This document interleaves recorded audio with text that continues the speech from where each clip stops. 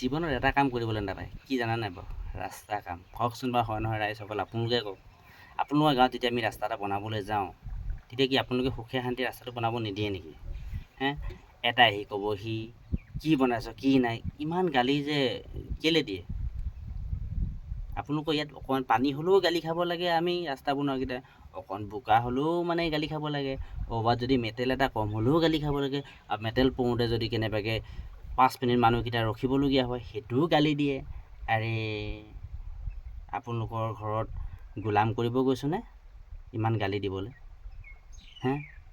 যদি আপোনালোকে কেনেবাকৈ ৰাস্তাটো নাহে, আকৌ তাতো গালি পাৰিব চৰকাৰক।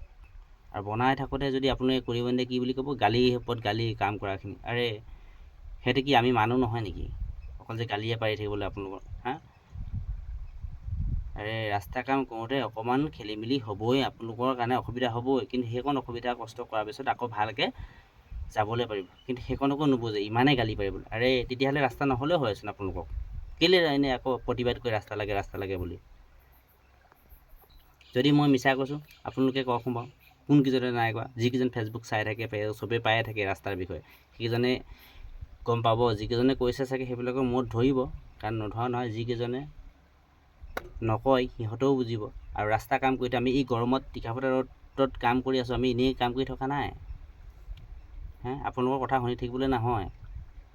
আৰে কেতিয়াবা কৈ পাইছে নেকি ঠাণ্ডা পানী এগিলাচ খোৱা? কিন্তু এটা কথাহে কৈ থৈ যায়, কি ৰাস্তা বনাইছোঁ, কেনে অলপ গালিহে পাই যায়। এই কাম কৰি থকা লেবাৰখিনিকো চাব, গম পালেনে?